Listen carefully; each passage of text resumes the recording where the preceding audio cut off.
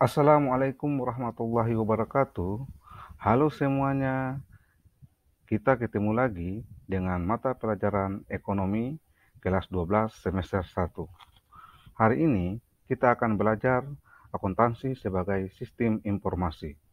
Jadi, dalam pembelajaran hari ini, kita akan mempelajari yang pertama, pengertian akuntansi, kemudian yang kedua, sejarah perkembangan akuntansi, yang ketiga, kualitas informasi akuntansi, yang keempat, prinsip akuntansi, yang kelima, pemakai informasi akuntansi, yang keenam, profesi akuntansi, yang ketujuh, bidang akuntansi, dan yang kedelapan, etika profesi akuntansi.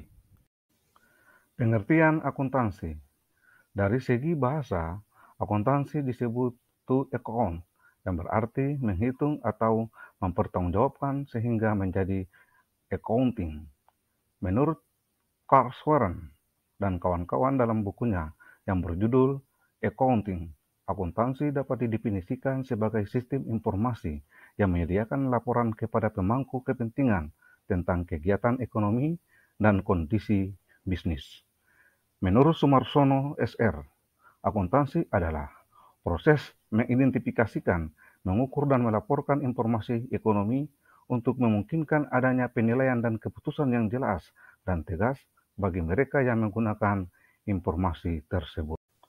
Sedangkan menurut Asosiasi Akuntansi Amerika atau American Accounting Association, akuntansi adalah proses mengidentifikasi, mengukur dan melaporkan informasi ekonomi yang memungkinkan pengambilan keputusan dan penilaian yang jelas serta tidak membingungkan oleh penggunanya. Jadi, dapat disimpulkan bahwa akuntansi adalah suatu proses pengidentifikasian, pengukuran dan pelaporan informasi ekonomi untuk memungkinkan adanya penilaian dan keputusan yang jelas dan tegas bagi mereka yang menggunakan informasi tersebut. Laporan tersebut selanjutnya digunakan sebagai dasar dalam pengambilan keputusan bisnis oleh pemakai informasi tersebut. Sejarah perkembangan akuntansi. Jadi, akuntansi ini mengalami perkembangan dari masa ke masa, dimulai dari tahun 1494. Luca Pacioli mempublikasikan bukunya yang berjudul Summa de Arithmetica, Geometria, Proportioni, et Proportionalita. Dalam buku ini terdapat bagian yang berisi pembukuan untuk para pengusaha. Bagian itu menggambarkan pembukuan berpasangan atau double entry. Luca Pacioli sendiri dikenal sebagai bapak akuntansi dunia. Kemudian tahun 1642, akuntansi mulai digunakan setelah adanya undang-undang tanam paksa. Pengusaha-pengusaha swasta Belanda mulai banyak menanamkan modalnya di Indonesia. Pengusaha-pengusaha Belanda tersebut dalam sistem pembukuannya menggunakan sistem kontinental.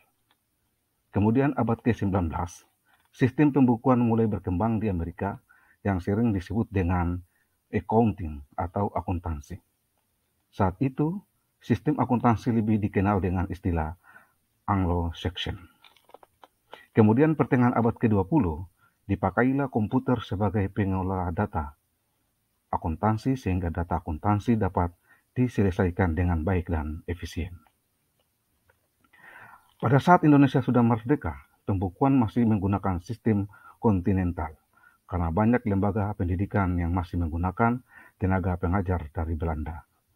Setelah tahun 1960, Indonesia mulai menggunakan sistem Amerika, yaitu Anglo-Saxon, karena dipandang lebih efisien dan lebih praktis. Kemudian, perkembangan akuntansi di Indonesia dapat digambarkan sebagai berikut. Di Indonesia, akuntansi berkembang sekitar tahun 1642, tepatnya pada zaman VOC. Pada masa pendudukan Jepang, selama tahun 1942 sampai dengan tahun 1945, sistem akuntansi tetap menggunakan pola Belanda. Kemudian tahun 1957, proses pengembangan akuntansi di Indonesia semakin pesat dengan dibentuknya Ikatan Akuntan Indonesia atau disingkat IAI. Pada tahun 1973, IAI merumuskan prinsip akuntansi Indonesia atau disingkat PAI. Tanggal 1 Oktober 1994, IAI merevisi PAI dan mengubah menjadi Standar Akuntansi Keuangan atau disingkat SAK. Tanggal 1 September 2007, SAK direvisi berisi 59 pernyataan Standar Akuntansi Keuangan atau disingkat PSAK, akuntansi syariah, dan 7 interpretasi Standar Akuntansi Keuangan atau disingkat ISAK. Kualitas informasi akuntansi. Informasi keuangan akan bermanfaat bila kita memenuhi 7 kualitas, yaitu yang pertama, relevan. Maksudnya, relevansi suatu informasi harus dihubungkan dengan maksud penggunaannya. Kemudian yang kedua, dapat dimengerti. Maksudnya, informasi harus dapat dimengerti oleh pemakainya dan dinyatakan dalam bentuk dan dengan istilah yang disesuaikan dengan batas pengertian para pemakainya. Yang ketiga, daya uji. Maksudnya, untuk meningkatkan manfaatnya, informasi harus dapat diuji kebenarannya oleh para pengukur yang independen dengan menggunakan metode pengukuran yang sama. Yang keempat, netral. Maksudnya, informasi harus diarahkan pada kebutuhan umum pemakai dan tidak tergantung pada kebutuhan dan keinginan pihak tertentu. Selanjutnya, yang kelima, tepat waktu. Maksudnya, informasi harus disampaikan sedini mungkin untuk dapat digunakan sebagai dasar dalam pengambilan keputusan ekonomi dan untuk menghindari tertundanya pengambilan keputusan tersebut. Yang keenam, daya banding. Maksudnya, informasi akan lebih berguna bila dapat dibandingkan dengan laporan keuangan periode sebelumnya dari perusahaan yang sama ataupun dengan laporan keuangan perusahaan lain pada periode yang sama. Kemudian yang ketujuh, lengkap. Maksudnya, informasi keuangan dikatakan lengkap bila dapat memenuhi keenam tujuan kualitatif di atas dan dapat memenuhi standar pengungkapan dalam laporan keuangan. Prinsip akuntansi. Dalam penyusunan informasi akuntansi, kita harus berpegang pada prinsip dasar, yaitu yang pertama, basis akrual atau accrual basic, yaitu pencatatan transaksi dicatat pada saat terjadinya peristiwa ekonomi. Yang kedua, harga perolehan atau historical cost, yaitu setiap transaksi pembelian satu barang harus dicatat sebesar harga perolehan tersebut. Kemudian yang ketiga, kesatuan usaha atau business entity, yaitu perusahaan merupakan suatu kesatuan ekonomi yang terpisah dari pihak yang berkepentingan dengan sumber perusahaan. Yang keempat, pengaitan biaya atau relevance, yaitu laporan keuangan harus memuat informasi yang dapat memengaruhi keputusan pengguna dengan membantu mereka mengevaluasi peristiwa masa lalu atau masa kini dan dapat memprediksi masa depan. Kemudian yang kelima, kelangsungan usaha atau business continuity, yaitu perusahaan dalam melakukan kegiatan usahanya tentunya berupaya untuk melaksanakan kegiatan perusahaan secara berkesinambungan atau terus-menerus. Konsep dasar laporan keuangan. Dalam konsep dasar laporan keuangan ini terdiri dari yang pertama, konsep entitas usaha. Konsep entitas usaha penting karena membatasi data transaksi dalam sistem akuntansi terhadap data yang berhubungan langsung dengan kegiatan usaha. Jadi, konsep ini menghendaki pemisahan secara tegas antara perusahaan dengan pemilik. Untuk perusahaan perseorangan dan usaha bersama, hendaknya dibuat satu pos yang menjelaskan hubungan antara pemilik dan perusahaan, seperti rekening prive atau pengambilan pribadi. Pemindahan harta dari perusahaan ke pemilik harus melalui transaksi pembagian laba. Kemudian yang kedua, konsep kelangsungan usaha. Dalam konsep kelangsungan usaha ini, menghendaki adanya dasar pemikiran bahwa suatu perusahaan didirikan untuk jangka waktu tak terbatas. Kemudian yang ketiga, konsep dasar keuangan. Konsep ini menghendaki agar penyusunan laporan keuangan menggunakan kesatuan unit pelaporan atau unit keuangan setempat, antara lain rupiah, dolar, dan sebagainya, sehingga ada kesatuan pemahaman dari pembaca laporan keuangan. Kemudian yang keempat, konsep realisasi penghasilan. Konsep ini menyatakan bahwa realisasi penghasilan adalah ketika adanya penjualan atau penyerahan jasa, bukan saat pembayarannya. Kemudian yang kelima, yaitu konsep harga pokok. Konsep ini menghendaki adanya pengukuran aset sebesar nilai perolehan awal dan pengakuan kewajiban sebesar nilai yang harus dibayar ketika jatuh tempo. Kemudian yang keenam, konsep membandingkan antara penghasilan dan biaya. Konsep ini menghendaki adanya ketetapan dalam menandingkan penghasilan satu periode buku dengan biaya untuk memperoleh penghasilan tersebut. Jadi, penghasilan yang melebihi satu periode tidak diperkenankan untuk ditandingkan dengan biaya yang melebihi satu periode. Selanjutnya, yang ketujuh, konsep konsistensi, yaitu konsep yang menghendaki penggunaan metode-metode secara tepat dari satu periode ke periode selanjutnya. Jika terpaksa diadakan perubahan untuk memberi manfaat pada laporan keuangan, maka harus diberikan penjelasan mengenai pengaruhnya terhadap laporan tersebut. Kemudian yang ke-8, konsep penjelasan atau pengungkapan. Konsep ini menghendaki agar laporan keuangan mencakup informasi yang diperlukan untuk penyajian yang terbuka, sehingga tidak membuat pembaca keliru menafsir laporan keuangan tersebut. Kemudian berikutnya yang ke-9, konsep materialitas, yaitu konsep yang merupakan pelengkap dari konsep penjelasan. Dalam konsep ini dikehendaki bahwa hal-hal yang material atau dipandang berbobot, baik jumlah maupun keadaannya, memerlukan penjelasan yang memadai. Berikutnya, yang ke-10, konsep hati-hati. Dalam laporan keuangan, tidak diperkenankan menunjukkan aset di atas harga pokoknya. Demikian juga kewajiban. Konsep ini menghendaki kecenderungan minimalisasi pencantuman modal, yaitu dengan menetapkan bahwa laba atau penghasilan tidak bisa diakui sebelum direalisasi, sedangkan rugi atau kewajiban harus diakui begitu bisa diperkirakan. Kemudian yang ke-11, konsep biaya. Dalam konsep biaya ini terdiri dari dua, yaitu konsep objektivitas, yaitu konsep yang menghendaki bahwa semua pos yang dicantumkan dalam laporan keuangan harus didukung oleh bukti-bukti yang objektif atau bukti yang dapat diterima kebenarannya. Kemudian yang kedua, konsep unit pengukuran, yaitu seluruh informasi utama dalam laporan keuangan itu diukur dengan satuan ukur uang.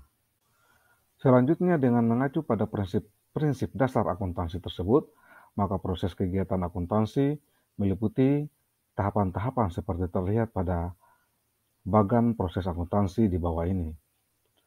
Pada siklus akuntansi itu sendiri terdiri dari 3 tahap, yaitu tahap pencatatan, tahap pengiktisaran, dan tahap pelaporan. Pada tahap pencatatan terdiri dari pembuatan atau penerimaan bukti transaksi, pencatatan dalam jurnal, dan posting ke buku besar. Sedangkan pada tahap pengiktisaran terdiri dari neraca saldo, jurnal penyesuaian, dan neraca lajur atau kertas kerja. Kemudian pada tahap pelaporan terdiri dari laporan keuangan, jurnal penutup, neraca saldo setelah penutupan, dan jurnal pembalik. Pemakai informasi akuntansi. Banyak pihak yang memerlukan dan menggunakan informasi akuntansi. Mereka dibagi menjadi dua, yaitu pihak intern dan pihak ekstern. Pada pihak intern, pemakai informasi akuntansi semacam ini biasanya adalah pimpinan perusahaan ataupun manajer perusahaan. Pada pihak ekstern, pemakai informasi akuntansi semacam ini dapat dirincikan menjadi 8, yaitu yang pertama, pemilik. Pemilik memerlukan informasi akuntansi untuk mengetahui posisi keuangan, melihat investasi, membandingkan jumlah rekening dengan periode sebelumnya, dan prospek perusahaan di masa yang akan datang, serta hasil yang dapat dicapai oleh perusahaannya. Kemudian yang kedua, investor.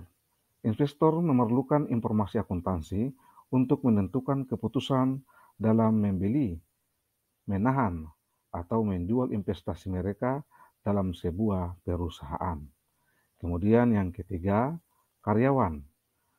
Karyawan memerlukan informasi akuntansi untuk menilai kemampuan perusahaan dalam hal memberikan balas jasa, pensiun, dan kesempatan kerja. Kemudian yang keempat, kreditor. Kreditor memerlukan informasi akuntansi untuk menilai kemampuan perusahaan, apakah bisa mengembalikan pinjaman dan bunganya sesuai tanggal jatuh tempo. Yang kelima, pemasok. Pemasok memerlukan informasi akuntansi untuk menilai kemampuan perusahaan dalam membayar utang atas pembelian barang yang dibeli perusahaan pada saat sebelum atau sesudah jatuh tempo. Kemudian yang keenam, pelanggan. Pelanggan memerlukan informasi akuntansi untuk menilai kelangsungan usaha perusahaan. Yang ketujuh, pemerintah. Pemerintah memerlukan informasi akuntansi untuk mengatur aktivitas perusahaan, kebijakan pajak, dan dasar penyusunan statistik pendapatan nasional. Kemudian yang kedelapan, masyarakat. Masyarakat memerlukan informasi akuntansi untuk menilai perkembangan perusahaan, terutama yang berkaitan dengan kontribusi perusahaan terhadap perekonomian nasional. Profesi akuntan. Secara garis besar, akuntan dapat digolongkan menjadi 4. Yang pertama, akuntan intern. Akuntan intern adalah akuntan yang bekerja pada suatu perusahaan sebagai karyawan yang menjalankan fungsi akuntansi pada perusahaan tempatnya bekerja. Pekerjaannya meliputi audit intern, menyusun laporan keuangan, mendesain sistem akuntansi perusahaan, menyusun anggaran perusahaan, mengurus perpajakan, dan lainnya. Yang kedua, akuntan publik. Akuntan publik adalah akuntan yang bekerja secara independen guna menjalankan fungsi audit terhadap kewajaran laporan keuangan. Akuntan publik juga menjalankan proses akuntansi perusahaan, klien, berdasarkan SAP atau System Application and Processing dan SPAP atau Standar Profesional Akuntan Publik. Hasil audit laporan keuangan perusahaan ini nantinya berupa pernyataan yang dituang dalam laporan keuangan auditan. Yang ketiga, akuntan pemerintah. Akuntan pemerintah adalah akuntan yang bekerja di departemen tertentu sebagai pegawai pemerintah untuk menjalankan fungsi akuntansi demi kepentingan pengawasan dan pemeriksaan keuangan negara seperti BPK atau Badan Pemeriksa Keuangan dan BPKP atau Badan Pemeriksa Keuangan dan Pembangunan. Kemudian yang keempat, akuntan pendidik. Akuntan pendidik adalah akuntan yang tugasnya mengajarkan dan mengembangkan disiplin ilmu akuntansi pada masyarakat melalui jalur pendidikan. Akuntan pendidik biasanya berprofesi seperti dosen atau guru. Bidang akuntansi. Menurut manfaat pemakaiannya, akuntansi dikelompokkan menjadi 1. Akuntansi keuangan atau financial accounting. Bidang ini menangani masalah pencatatan transaksi dalam suatu perusahaan atau unit ekonomi yang lain dan juga menangani penyusunan laporan keuangan secara periodik dari catatan-catatan tersebut. Yang kedua, akuntansi pemeriksaan atau auditing. Bidang ini menangani suatu pemeriksaan atas catatan-catatan akuntansi secara bebas. Kemudian yang ketiga, akuntansi biaya atau cost accounting. Bidang ini menekankan masalah penetapan dan pengendalian biaya. Ruang lingkupnya berupa biaya selama proses produksi dan harga pokok dari barang yang selesai diproduksi. Selanjutnya yang keempat, akuntansi manajemen atau manajemen accounting. Bidang ini menggunakan data historis maupun data tafsiran untuk membantu manajemen dalam operasi sehari-hari dan perencanaan operasi mendatang. Bidang ini juga mengolah soal-soal khusus yang dihadapi para manajer perusahaan dari berbagai jenjang organisasi. Yang kelima, akuntansi perpajakan atau tax accounting. Bidang ini mencakup penyusunan surat pemberitahuan pajak serta mempertimbangkan konsekuensi perpajakan dari transaksi usaha yang direncanakan. Selanjutnya yang keenam, akuntansi anggaran atau budgeting. Bidang ini menyajikan rencana operasi keuangan untuk suatu periode tertentu dan menyampaikan data perbandingan dari operasi sebenarnya dengan rencana yang telah ditetapkan. Selanjutnya yang ketujuh, akuntansi pendidikan atau education accounting.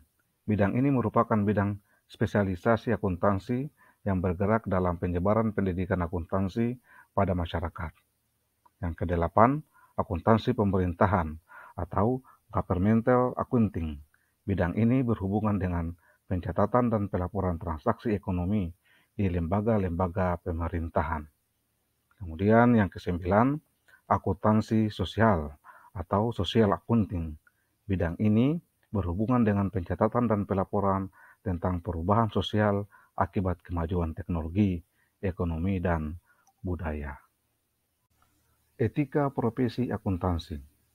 Etika profesi akuntansi adalah seperangkat standar sikap yang dirancang secara praktis, realistis, dan idealis bagi para anggota profesi yang bersangkutan.